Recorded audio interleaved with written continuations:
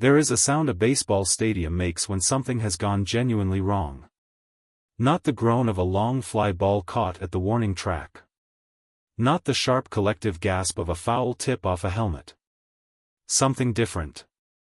Something lower. Something that moves through 40,000 people not as a reaction but as a recognition, the recognition that what they just witnessed was not part of the game. Was never supposed to be part of the game. Was something the game, for all its physicality and all its violence in the ordinary sense, is not built to contain. That sound filled the stadium tonight. And then, silence. The kind of silence that has weight. The kind that presses down on a crowd and holds it completely still while every eye in the building fixes on one spot on the field where Shohei Ohtani is not getting up. Not yet. The Cardinals player involved in the collision had already moved away. The umpires were moving. The Dodgers training staff was moving, that urgent, controlled sprint that medical professionals make when urgency and precision have to exist at the same time. Teammates were already at the edge of the dugout, gripping the railing, doing the thing athletes do when they need to move towards something and are not allowed to. Watching. Waiting. Saying nothing because there was nothing to say until there was something to know. And outside the stadium, in the tunnel that runs beneath the seats and the lights and the 40,000 people holding their breath, an ambulance was already being called. This is what happened tonight. This is what it meant.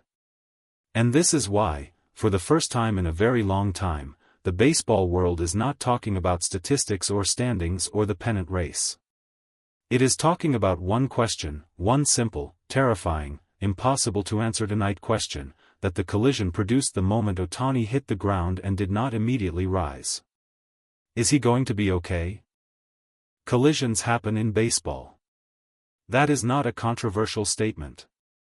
The sport involves bodies moving at speed in shared space, and shared space at high speed produces contact. It always has.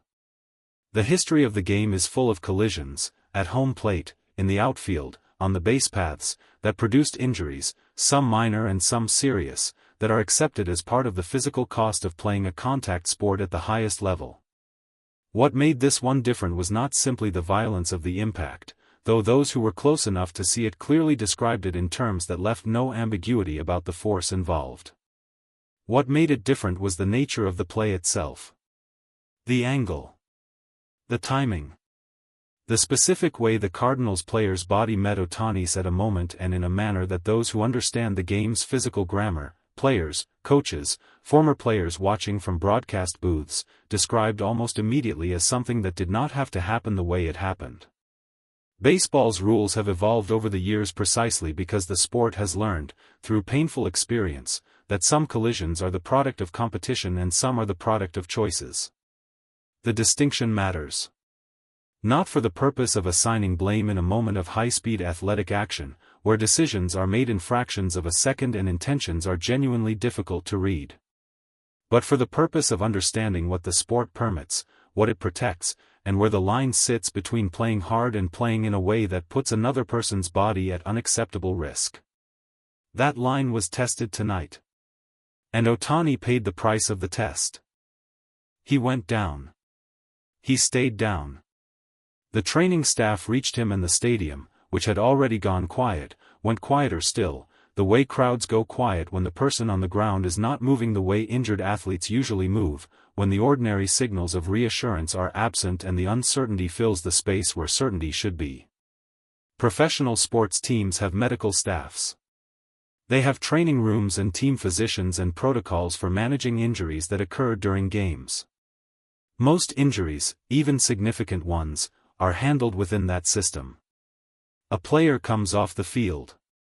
The training staff assesses. A decision is made about whether the player can continue, and if not, the player goes to the clubhouse, the team's medical personnel take over, and the game continues. An ambulance means none of that was sufficient. An ambulance means the on-site medical team looked at what they were dealing with and made a determination, quickly, professionally, without drama, that this situation required resources and capabilities beyond what the ballpark could provide. It means a hospital. It means imaging. It means a level of evaluation that the stadium's medical infrastructure, however well equipped, was not designed to deliver. When the ambulance arrived for Shohei Ohtani, the stadium understood what it meant. You cannot misread an ambulance. You cannot tell yourself the situation is probably fine when an ambulance is on the field. The crowd, already silent, already holding itself in the suspended state that shock produces, processed the arrival of that vehicle as confirmation that what they had feared from the moment he hit the ground was real. This was serious. Serious enough that the game, still technically in progress, had become entirely irrelevant to everyone in the building. Players on both benches stood. Cardinals players, competitors, opponents, men who had been fighting for a win minutes earlier, stood at the top of their dugout steps with expressions that had nothing to do with the score. Because there are moments when competition stops being the point. When the thing happening on the field is not about baseball anymore and everyone on both sides of it knows it simultaneously and without discussion. This was one of those moments. And Ohtani left the stadium not through the clubhouse, not through the tunnel under his own power, but in an ambulance. And the baseball world watched it happen and held its breath and waited. Shohei Ohtani is not simply a baseball player. That statement is not hyperbole.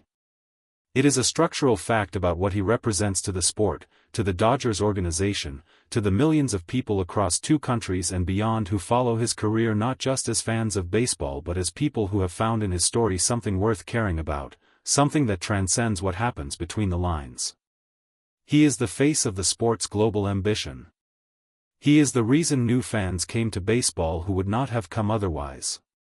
He is the center of a Dodgers team built, in every meaningful sense, around what he brings, not just the production, not just the numbers, but the presence. The gravitational pull that changes how the game feels when he is in the lineup and how it feels when he is not. Tonight, he is not in the lineup. Tonight, he is not in the stadium.